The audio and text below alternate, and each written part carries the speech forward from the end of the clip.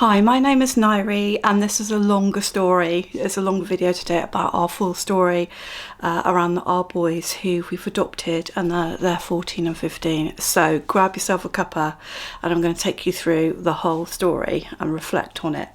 All right, so first of all, I'm mid-50s and early 40s, we decided to do fostering. The reason for this is I think Tim and I were at a stage in our lives where we'd done a lot of things. We had raised our children. I think our youngest son was 14 and children were growing away, starting to leave home, starting to think about uni and things like that. And I've been running a business for children, daycare, for a long time. And I think we just felt like we'd always wanted to foster. In the early days, I think we approached someone and it was a no because we had young children and it was still weighing quite heavily on us. And also, I mean, you'll probably click off now, but we're both Christians and my husband felt that he'd had something quite clear say about it. So anyway, that's that. I know a lot of you would be like, don't worry. So we decided to move forward with it, and we also moved house at the same time into a really, really big house. Looking back, that was a bit of a mistake from a fostering point of view because it's quite hard to kind of watch what's going on when you've got a massive house. So we started off with a little girl. He was going to be our long-term placement. As it transpires, she really wasn't ready for a family and things happened around her that meant she had to move out. But whilst we had her, we had a phone call from a desperate social worker saying, we've got two little boys, they've been separated out from their sisters, they're going to be separated again. Please, please, please, will you take them? Now, our understanding was that with this little girl, we probably weren't supposed to have any other children, but you know, you listen to a social worker saying, please, please take them. And I think my husband and I were, when we started fostering, we were always thinking of having more than one child, or we were having babies in and out. We never really anticipated that we would be sort of having one placement like we were told that we were going to have with this one girl who couldn't be placed anywhere else. So we were quite excited to have other children in the home, and we had the space for it. We had a lot of our own children still at home. I can't remember how many, but I think it was probably four out of our 5 birth children still at home that were, you know, ranging from 14 up. So that was a great help. So along came who are our sons now. Along came these little boys, and they were tiny. They were supposed to be 2 and 3. They were just going to hit their birthdays of 2 and 3 years old, and they were being carried in by the social workers. So that tells you how tiny they were. They were like babies. So we were really confused, my husband and I, and quite overwhelmed. And the social workers were very overwhelmed because they'd had a really difficult day. So the boys were removed under police protection. They'd had to go to hospital for checkups. And I think the whole thing had been super dramatic, and the social workers that came in looked really, really jaded. There's 2 male social workers that came in. They didn't have much to say to us other than they felt that the boys had been through a lot and it had been a really hard day, and that they didn't seem to be getting much out of the boys. And so they came in with them, and in the end, Tim and I said, look, we'll be okay. You know, we'll be okay with them. We'll make it work. And so they left. So the first thing to note about the boys was obviously their size, that they looked like babies when they were supposed to be 2 and 3. The other thing to note was they looked very neglected. So they had really, really thin hair, very pale skin. One of them had very pitted skin and scratched skin, and the other one was just very pale. And also the older one out of the 2, who is now our oldest son, had completely black teeth. So the teeth that he had, and he was just about to turn 3, they were all black. So it was very noticeable that they were neglected. It was also noticeable that they weren't really able to walk particularly well. But the biggest thing that was noticeable is they didn't say a word. No sound whatsoever. And so I guess we were thinking, oh, that could be trauma. It could be because they've just come from an awful experience. We won't panic too much, but we weren't getting a sound out of them. Anyway, to cut a long story short about that first day, because I could go on for hours, don't worry, the video won't be hours. Eventually, my husband alighted on a train set, got that out, and there were a few smiles, and they started to kind of, engage with the train. It was also noticeable that the oldest one didn't want to come near me, and the younger one seemed to be completely unaffected by the fact he was in a different house. He seemed to be very all over the place, but whereas the older one was really kind of withdrawn, then the younger one was just whirling around a bit, a little bit hectic, and that's exactly how it is now. Exactly how it is now. So that was the first day, and then we continued to care for them, and it transpired that they couldn't talk, so they had to learn to talk. So they were coming up for 2 and 3, and I know there are children, out there that don't talk that early. I know that, but I think the thing that was different about them, because I've got a language and communication postgrad qualification, so I kind of know about these things. That I think the most, and I'm not trying to be big-headed, I'm just saying I know about these things. I think the most obvious thing was that there were no sounds, so they weren't trying to talk. And I think at that age, most 2 and 3 year olds have got plenty of sounds, even if they're not talking in full sentences, which my birth children were definitely doing at that age. So they had to learn to talk. They had to learn how to eat properly. There was no real understanding of food. The younger one was on bottles. He was 2. He was just mainly on bottles. And the older one, as I said, about his teeth. So the eating was a big problem, because the older one would overeat, and then he would be really sick. And the younger one just didn't want to really eat. He just wanted to be on bottles. So food was a massive problem. And I might make another video again. I've done it before about food and eating with neglected children. Or I might do another video just on neglect, actually. Again, I've made these videos before, but, as I'm talking about the boy's history, it raises things that I can think about doing videos for. Incidentally, there is membership on the channel. I have a few members. Feel free to check it out, and you might be interested. I do some extra videos for members at the moment, but there's only a few of them. Obviously, I can do more if I have more members. So yeah, okay, so that was that day, and we continued to care for them. And again, I don't want to go into it, but the little girl could not stay, okay? It wasn't compatible, and they were concerned about her, so she had to move on to a residential unit and be cared for outside of a family home. And it was very devastating, very sad, but it was the right decision. So we were left then with the boys.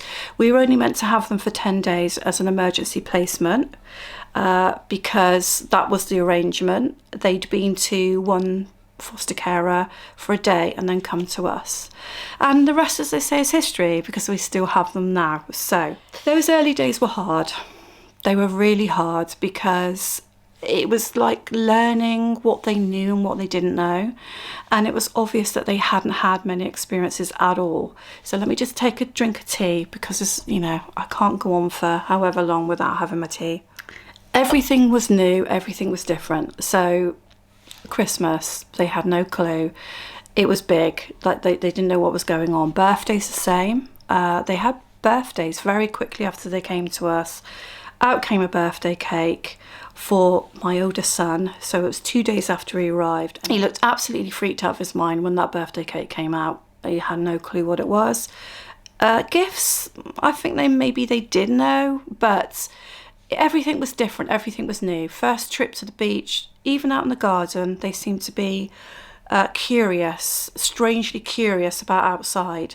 And their reactions to noises and anything sudden was extreme, really extreme. They'd be all over the place. So it was obvious that these boys had lots of problems. Let's just put it that way. They came in for emotional abuse and neglect, but there were lots of problems there. There were lots of indications that lots of things have happened, and we don't need to go into that, but let's just put it this way. They'd have been exposed to most things that you wouldn't want children to be exposed to, and they were severely neglected. And the doctor pointed that out to me, that they'd been severely neglected. So we knew that that's what we were dealing with. All right, so time goes on, and we were foster carers, and they didn't want to lose us as foster carers. And as soon as you adopt, that's what happens, really. We weren't necessarily ready to adopt at this stage, although we couldn't imagine life without the boys, because they started to very much become the fabric of our family. The younger one was really challenging. He would go off into extreme meltdowns, which he could not regulate, and which we found really difficult to handle. Sometimes I can remember sitting at the top of the stairs in this huge house just crying, just, I'm being honest, just not knowing what to do, because I could hear him screaming or shouting, and we'd tried lots of things and nothing was working. And I used to find with him that sometimes that rage just needed to see its way out and just needed to happen, and we just needed to find a safe space for him to do that. But that was difficult as well, because he didn't want to be held when he was having a meltdown. And it was really difficult to know where to contain him. And I've said before in another video that sometimes we'd have to use, say, a travel cot with safe soft sides. But, you know, as he got older, he could get out of that. So the younger one was super challenging. He wasn't as challenging, actually, as the girl that we had. The girl that we had was the most challenging child I've ever experienced, and I think I ever will. So in comparison to her, he wasn't as difficult, but he was very challenging. The older one was super quiet, no emotion, nothing coming from him. So you can see, you know, it was difficult, but they were becoming the fabric of our family. Our older children were treating them like that.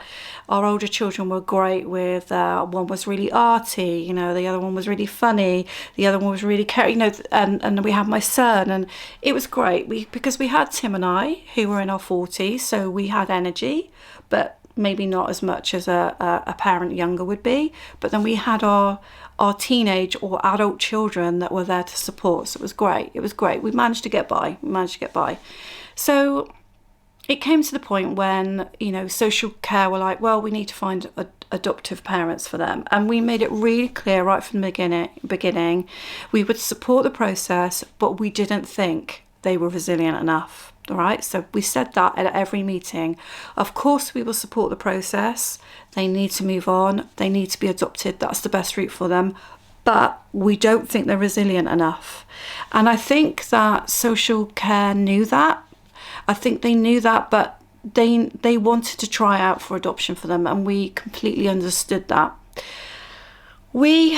And you're going to say, well, that was a bit mercenary, Nairi. I know you're probably going to say this. We sort of hinted that we could do it, but we wanted financial support because we were having financial support for them.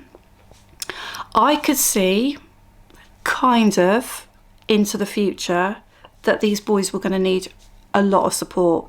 And at the time I was running, and later on my husband joined me, but at the time I don't know if I was running it on my own or not, but I was certainly the key person of running children's day nurseries, and we had 120 staff, 8 nurseries, a lot of work, a lot of red tape.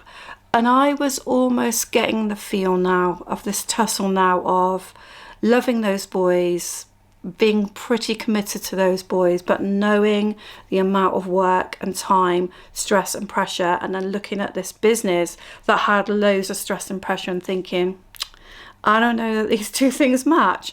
And so we sort of hinted to social care we would want some sort of financial support. I think, yes, we had kind of had money then, but we weren't that, you know, well off. It was the pressure of knowing that we might have the boys and the business, and that actually one day we might need to give that business up to be able to care for the boys. So it was like, I think you need to give us some sort of support. And they were like, no, we can't do that. So it's like, all right, that's fine. We look for adoptive parents for them. That's absolutely fine. So nothing came along. And I think that's the elements of what was in their profile. So we went to one of these special days, and you may have, if you're in the UK, you may have seen what they are like, these adoption days. We went to, I don't know if we went to 2, I can't remember, it's quite a while ago, but I definitely remember one of them where you go and you start talking to potential adoptive parents. Let me have another drink. There were 2 sets of people there that were interested in the boys, but I don't know. Both sets had their reservations, I think. Me being really chatty, I was like, oh, they're really lovely. You know, they've got their problems, but, you know, they're really lovely. And my goodness me, those boys were cute. They were so cute. The biggest eyes, really, really cute. People would be drawn to them, but again, I think it's obvious there were problems. So anyway, two lots of adoptive parents came forward and one was chosen. It wasn't the set that I thought was going to get chosen, but it was a major outcome for that day. And so Tim and I were like, right, well, that's how it is. They were similar age to us, so age wasn't on their side. Again, that was a little bit of a surprise that they were the choice, but that was okay. So they were experienced adopters. They had done it before and they seem very committed to, the cause. And away we went. Okay, so we started going through all the arrangements. Now, as time went on and this adoption started to go through, the younger one started to show massive distress. It was heartbreaking to the extreme. Like, he would come in the night. I'm trying to think if he was any good at the night at this point. I think he was okay, so maybe it wasn't that unusual that he woke up in the night, but he would come into our room and he would break his heart, particularly over my husband, because bearing in mind I'd had this little girl who was 24/7 wanting me, night and day, right by my side, talking. The boys more than likely formed a better attachment with my husband, and based on their history that would not be surprising anyway. So he was breaking his heart saying, well, I don't want to leave you, to my husband and to me, but mainly to my husband. But why have I got to leave you? They did not get it. They didn't understand. And it didn't matter how much we explained to them that we were temporary and we've been there for a time to love them, and this new family were going to take over from us and do amazing things with them. They didn't get it. They saw it as rejection. So we had to work so hard through that time. But when the introductions properly started, eventually they started to shut down. Now that's what I see it as now. At the time, I wasn't sure whether they were shutting down or whether they had accepted it, and they went off willingly with no sound. But looking back, I might get a bit upset. Looking back, they had shut down. They had shut down and accepted, but not in a good way, I don't think. But, everybody seemed happy about it. Tim and I just said to each other once or twice, we weren't sure about the connection that the adopters had with the boys. We weren't sure. But then, having done this more than once since, with that, you're not always sure. And I'm not going to say nobody cares, but I guess a lot of attachment forms later, so it's not the end of the world. It's not the end of the world. And but again, I think we still held in our hearts, were they resilient enough? And I think we didn't believe they were. But everybody's saying it's going really well. By the way, sorry about the cold sore. You probably can see it if you've got me on the telly. I'm sorry. Everybody was like, well, it's going really well. Halfway through the introductions, I said I didn't think it was going very well. That was overrid. Tim's always a lot calmer than me about things. I'm always a little bit more of a worrier, and I was worried about it. But they went off well. Things seemed to be going fine. We were very much, please let them see us for that first time. So there's only really one contact that you have to do afterward. I don't even think adopters have to do that. So if you are a potential adopter watching this, please listen to me. Keep up the contact with the foster carers, even if it's a bit painful, even if you don't do it very often, even if you do it by letter.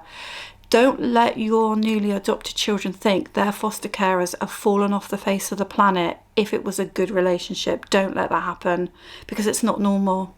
It's not normal, and they're going to grieve. So I'm just going to pop that in there. All right, so tea. So off they go. We don't hear anything. We have one contact. I can tell from both of the adopters they don't want to do it. The boys seem to come out okay. There's a bit of a kerfuffle when they go, but that wouldn't be unusual, would it? This is, 4 weeks in, and they're a bit like, when we go. That wouldn't be unusual. But then, after that, silence. We don't hear from them again. They don't want to be messaged. Okay, it's their decision, so we don't hear anything. I don't remember how this happened now. I've got no idea how this happened. But somehow, it was probably me interfering. What's new? I must have messaged about 3 months into it and said, how are you doing? And I thought, if she doesn't come back to me, that's fine. And she came back and said, it's over. Pretty much it's over. We've struggled. We struggled with the younger one. We can't do this anymore. We've contacted social care. We're going to end the placement. I was so shocked, but then maybe I wasn't. Do you know what I mean? I wasn't, but I was so shocked that she hadn't even come and said, you know what, we're struggling with this. What would you do? Nothing. Just like it's over. So this is only 3 months after they've been adopted. So we were really devastated. And what's more, we just received other placements in. We'd just been talked into a teenager, which that's another story. It was a massive mistake. We had a teenage boy in the house who talked us into a teenage girl. Don't worry, nothing happened between them, but the whole placement was a mistake. And also we'd taken on a lovely, gorgeous baby and his sister who needed a lot of work as well, and had also had lots of placements. So there we were with 3 children, and there we are knowing that those 2 boys not only had it broken down, but there was talk of separating them out as brothers as well. So we were mortified and also upset that social care didn't let us know what was going on. Now, maybe they did that because they knew we couldn't take them back. There was talk of the fact that the younger one's behaviour being so off the wall that he would destroy a placement for his brother. So maybe it was because they were concerned about him, and I'll talk about that in a minute. But we just felt really let down that we'd put all this work in. We'd had the boys for, I think, 2.5 years before they were adopted, I think.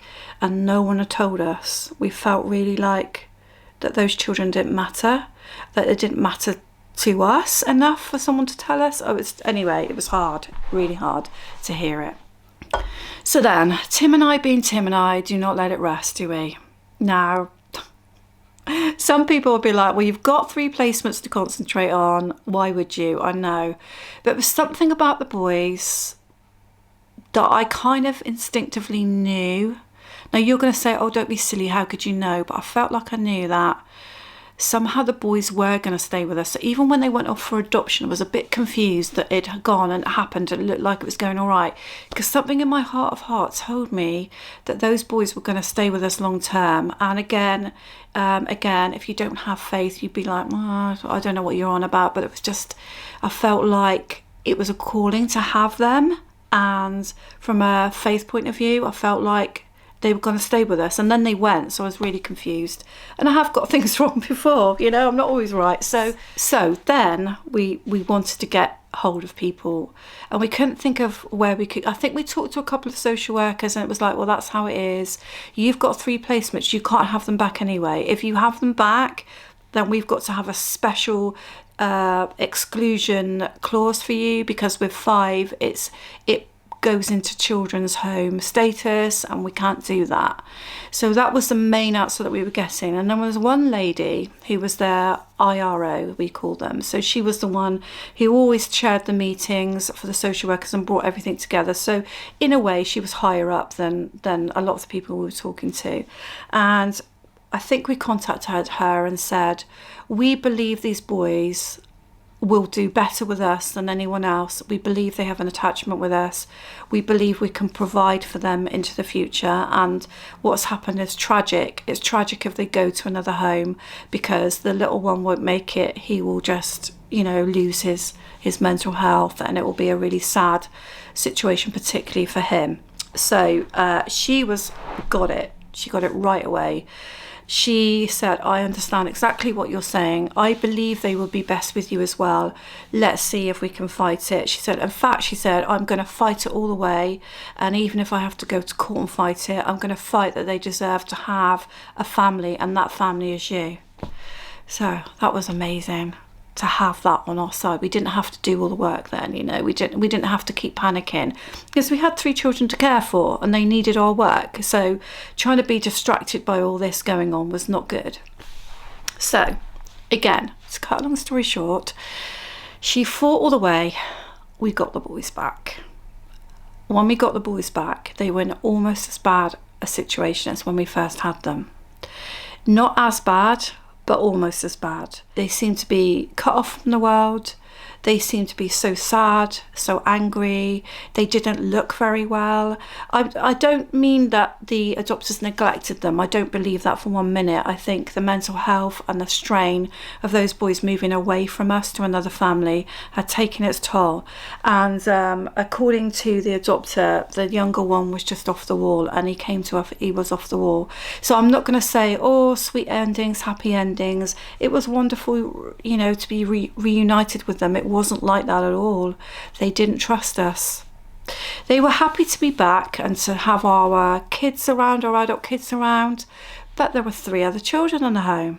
So to them it's like, well, you told us to go away, and then you had other children in the home while we were away, and now you expect us to trust you. That's not what they said, but that's how it came across. All right, is what now? And again, so sad. They wouldn't sleep anywhere near the windows. I mean, we weren't in the bungalow, we were in a massive house, and their windows were way off the ground, or the door. And it came up much later that they believed we would send them away again. So if they were anywhere near the door or the window, someone might take them. Gosh, okay, I'm holding it together. Could we explain to them that it was because we're not adopters? No.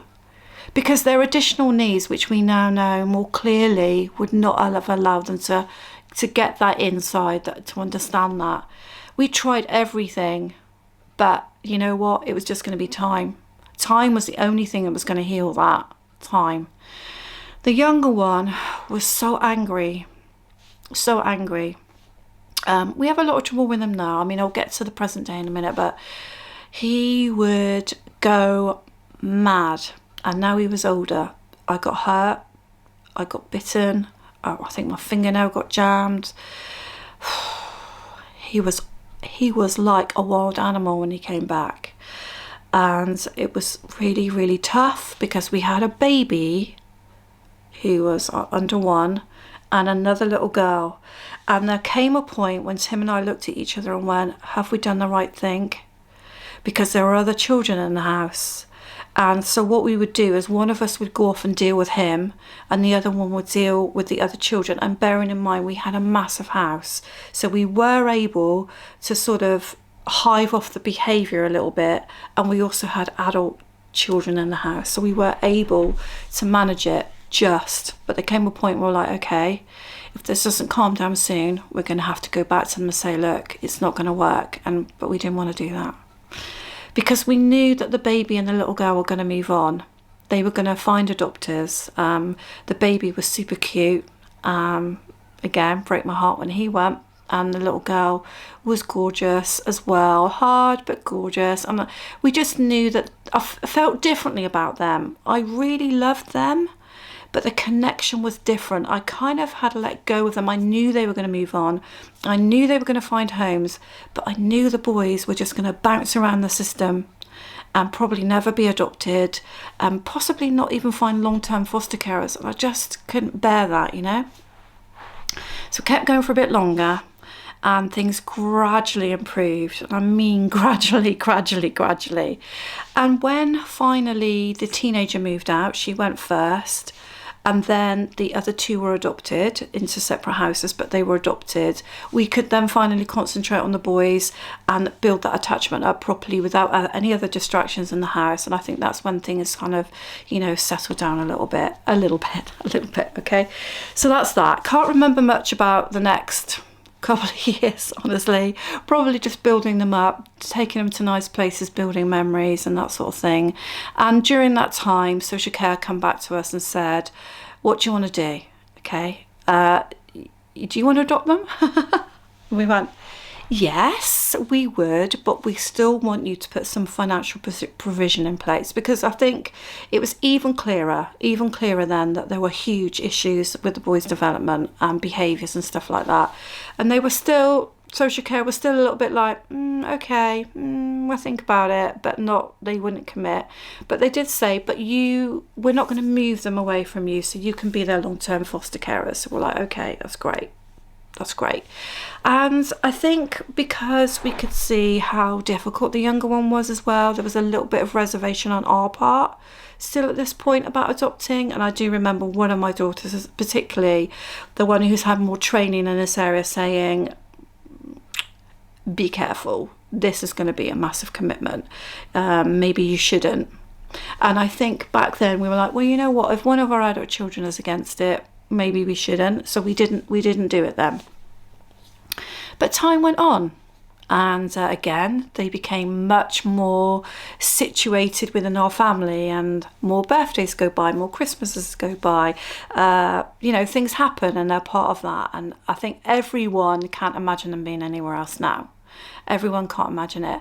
And there's part of us, Tim and I, thinking that there's just one final step that they need, and that is to really be part of this family, is to adopt them. And we knew that, really. We knew that. We didn't know how much a difference it was going to make, and I'll explain that in a minute, but we knew it would make a difference. So again, a bit fuzzy on the timeline, but we looked to move out of this bigger house. So children were growing up, moving on. Some of them were uni, getting married.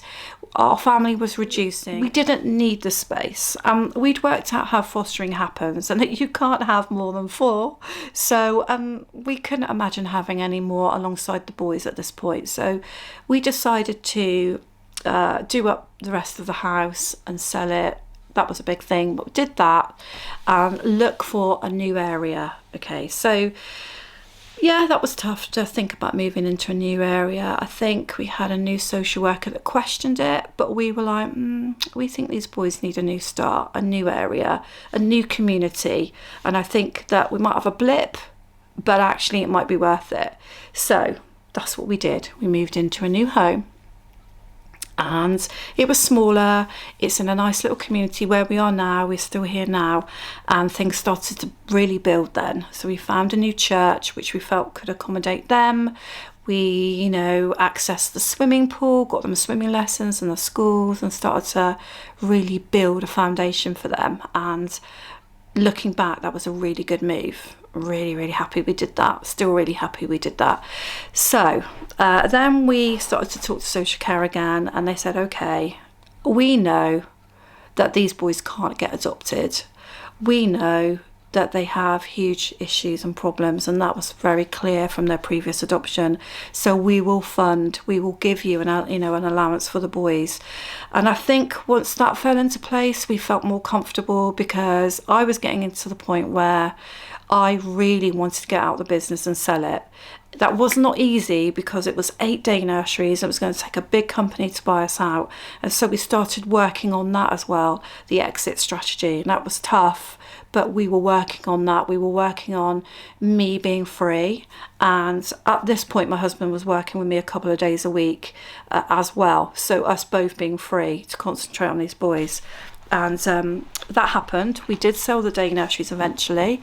It took about a year and a half even, and we sold them. More tea. Then we were ready to think about adoption, right? But oh, this is a funny thing. I feel like I'm not bigging myself up, but I've done so many courses, not only through being a managing director of daycare, but also being a foster carer. So much training. You would not believe how much training I've got, but we had to be trained as adopters, so we couldn't do it right away. So we had to go through the adoption thing then. So we had to do the courses, we had to do the sessions, we had to do all of it to adopt the boys that we already had, and that we'd already had from the age of 2 and 3, who are now 7 and 8. We had to do it all. But actually, they did use a lot of our stuff from when we were fostering. They did use a lot of that. And actually, it was quite handy. It was handy to come at it from the perspective of an adopter. And it felt different. And it felt quite nice. felt quite nice. There were challenges along the way, like had we thought about inheritance and the fact that our children have got to share out with the boys, so we had to speak up to all of our children, but all of our children were happy at this point. They were like, yes, it needs to happen. And that was lovely. That was a lovely turnaround, that they could see that they were part of who we are. And I'm sure at times they've been stressed over the boys. I'm sure they have, but I think they felt differently. So we went through all that, and the lady that helped us to get them back as well, we went to court, and it was amazing. She was there, and a few others were there that had been part of the process in getting them back, and the judge kind of gave them a little teddy and everything. And we arranged for these football shirts with their ages on and then to put their surname on, because up till now they hadn't had our surname. And the bizarrest thing is that the previous adopters, even though they hadn't adopted them, took on their surname when they went to school. So the boys had their birth name, these adopters' surname that never adopted them, and then back to their original names, but they'd never had ours. And up until now, they'd always called me Mum, because in the house when they first came, the girl that we had always called me Mum and called Tim Tim. So they just copied that. So they'd always called me Mum, but they'd always called Tim Tim, which is strange because they were probably closer to him still at this point. So they got their football shirts with their names and their numbers on the back. They went to court. Court is not full adoption. Court is just a recognition of the fact that they're adopted, and you get a certificate, but it's not the actual court adoption. It's not the legal side of it, but it's the marking of it. Yeah, we had a little meal, some little gifts that we gave them, and then we came home. And then the next day, they went to school. They wanted to wear their football shirts. And all of the teachers at the primary school who loved them were in tears, because they turn up and they say, this is our names now, we're Squires. And it was amazing. Sorry. Oh dear, you always tell yourself, oh, why do people cry on camera? But you can't help it sometimes. So that was amazing. But the more amazing thing was, within a couple of days later, they both asked, or probably the younger one, because I'm still going to say to you the older one's very quiet, was saying, so are we actually part of your family now? Is this actually our surnames? And we're like, yes, there is nothing else. I mean, there was, but there wasn't. Do you know what I mean? As far as they're concerned, there wasn't. There was still paperwork to do, but there is another stage after court when, yes, you actually are part of our family. You actually are. So I think it was the younger one, but the older one's always in on what the younger one says. He said, so he looked at Tim, he said, so you are actually our dad now. Sorry. I'm trying to hold it together. Tim went, yeah. Yes, he said, I am actually your dad now. So the younger one went, and again the older one went, so we can actually call you Dad. And he went, yeah, you can actually call me Dad. And they did. They started calling him Dad a few days after that court. Whereas from the age of 2 and 3 right up until then, so that was like 5 years, could have been 6 years, I don't know, they never called him Dad. So from that moment on, they did. And I would say that I thought being foster carers or foster parents, because we were all invested, was going to be the same as being adoptive parents, but it wasn't. It was different, and there were lots of differences. It felt like they were finally ours. It felt like, not that they're possessions, don't get me wrong, they're gifts for a time, and they're not possessions, but it felt like they were finally part of our family. And it felt like we weren't going to have social workers in and out, and that we could live as a family the way we live as a family. If we wanted to do certain things, we could. With fostering, you have to have certain things in place. You have to do certain things. It's the way it is. It just felt different. It felt different, and that grew over time. So Looking back over the history then, the attachment has grown over time. This is what I say about adoption. It's for the long haul. The attachment grows over time. And obviously we've had them for most of their lives. So although we've not been adopters, I can say attachment doesn't happen right away in every situation. It grows over time. And sometimes you're out of line with your children. At the moment, my younger son's a bit funny with me, you know. He's a bit off with me. He keeps on like putting me down and shutting me up and things like that. He's a teenager, but you know, I feel like our attunement then, our alignment is a little bit broken at the moment, but I'll work on it and we'll get it back. I've got a good relationship with the older one. My husband struggles with the older one. So, you know, goes around, but attachment grows over time. As they've grown older and become part of our fabric of our family, and we're used to their ways, we understand their personalities and their characters, then we've been able to clearly see more what their educational, developmental, emotional needs really are. So when they're younger, it's harder to see. You have an idea and you can see what they've come in like. We could see what they come in like, so we knew that there was likely to be language problems, but you don't know how that's going to impact them when they're older. But now we do. So as far as our teenage sons are concerned, okay, so this is the addition to the story. My story is on this channel. Okay, peeps, this is a different day. Bleary-eyed, coat's all gone-ish, bleary-eyed. So, yeah, lots happening this week. So, yeah, it was a it's a long video. So, yeah, this is a break. Not just a change of clothes. I don't know if this is change of clothes. Can't remember. Anyway. So, we now come to the point where we've adopted and, you know, life is a little bit more normal in the sense that we are a family. We are a complete family. And so we start the process of taking them through moving into the next school, because in this country we have the first school called primary, and then we have a comprehensive school, secondary school, that they go into when they're about 11. So we've got all that to contend with.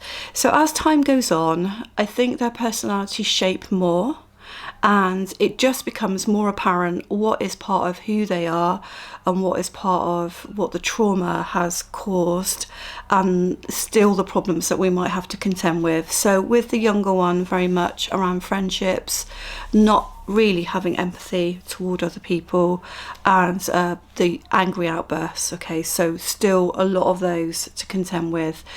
As he's got older, I think he's had a few coping mechanisms where he's learned how to calm himself down sometimes, but we still have had a lot of damage around the house and a lot of big meltdowns that have been really difficult to contend with.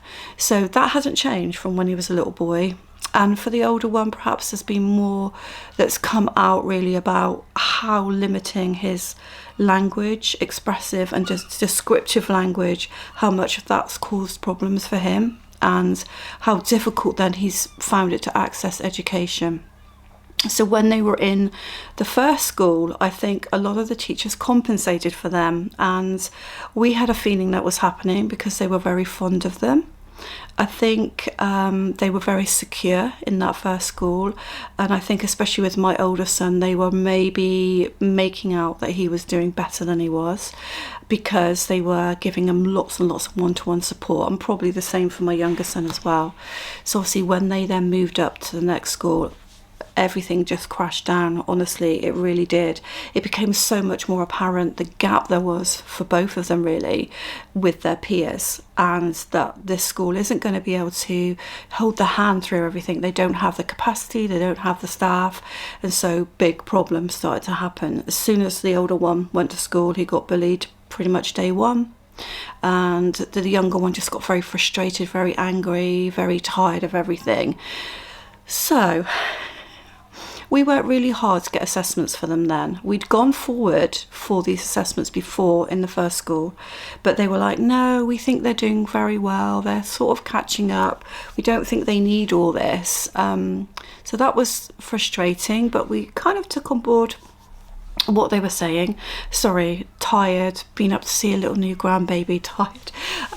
You don't want to argue all the time with professionals, and I think there's a point where as an adoptive family you do want to normalise things a little bit. You don't want to be constantly fighting for things to happen.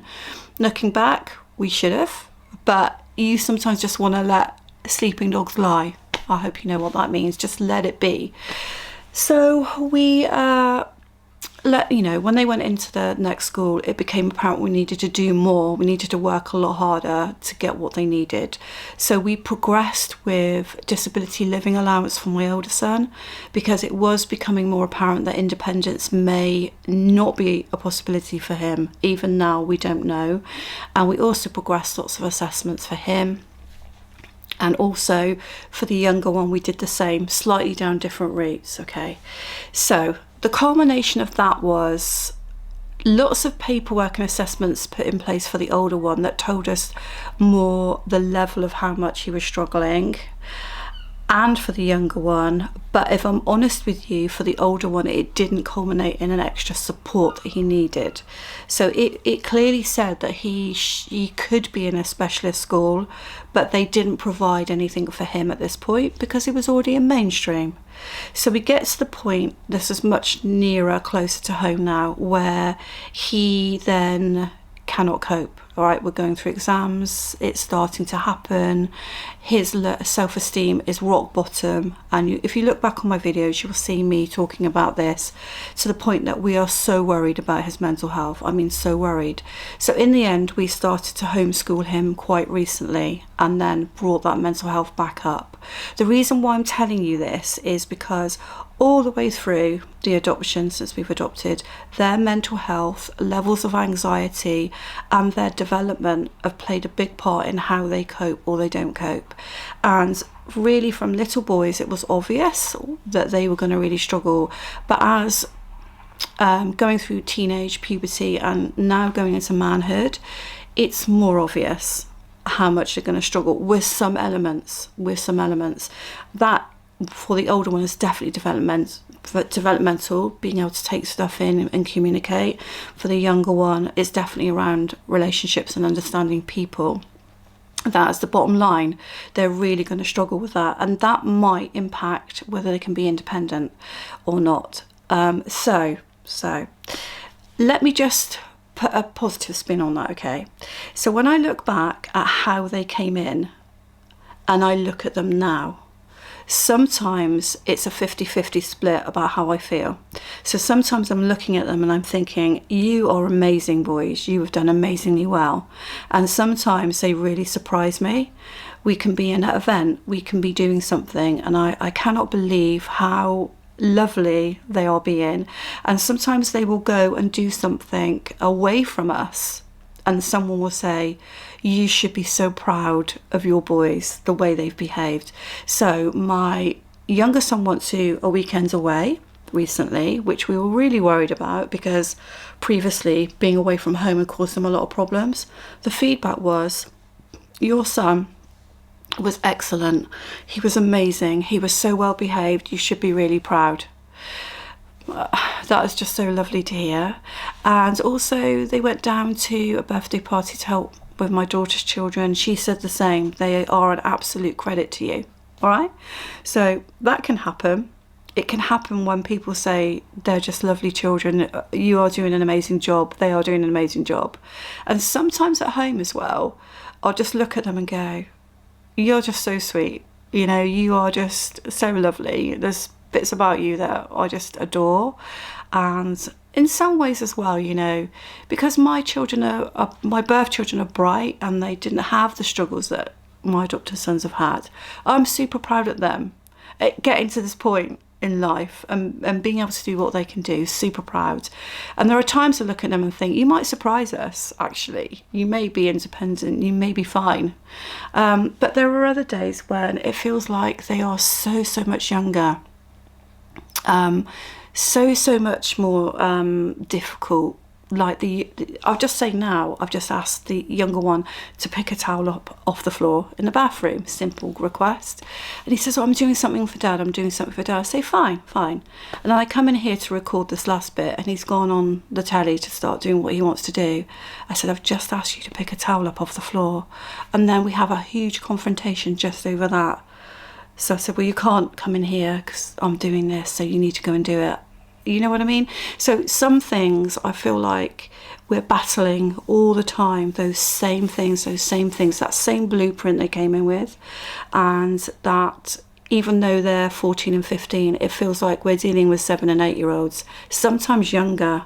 And then other times it's like we've got another side, which I feel like they're growing into men, and they do have some lovely aspects, and I'm really glad that we held with our boundaries as much as we did. So if you're still watching this video, then you're investing in me. And by the way, don't forget, membership is there if you're investing in me, because I can do extra videos for you. But anyway, sometimes I've lost my train of thought now. Yeah.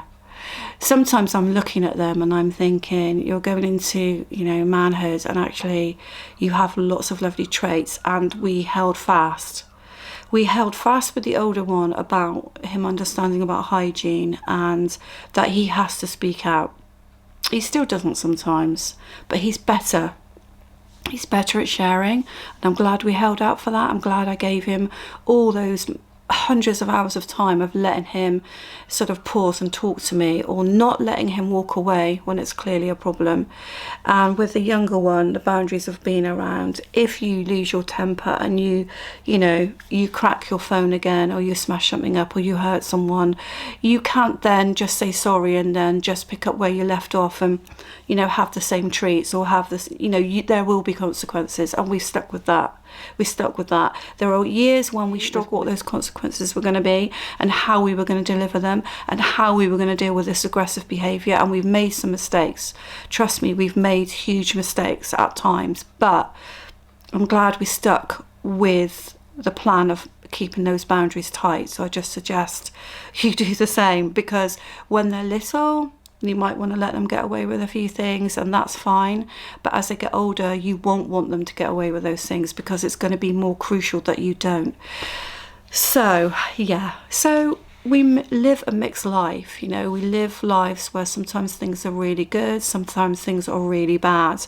And I can honestly say from my heart, it's been a lot more difficult to bring up these children on my own, okay? It has.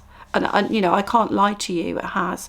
But something I will say on the end of this, which I've already made a video about as well, is you never know what will happen with your children. Your birth children, your adopted children, your fostered children, you don't know, and you can't make every decision for them.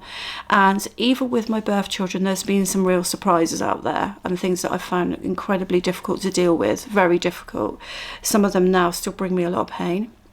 So I couldn't have prevented that.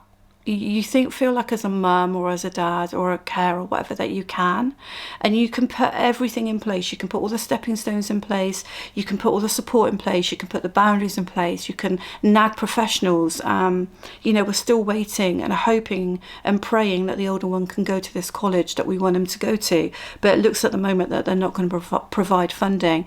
Can I beat myself up over that? I probably will. Can I change it? Probably not. We've done everything we can.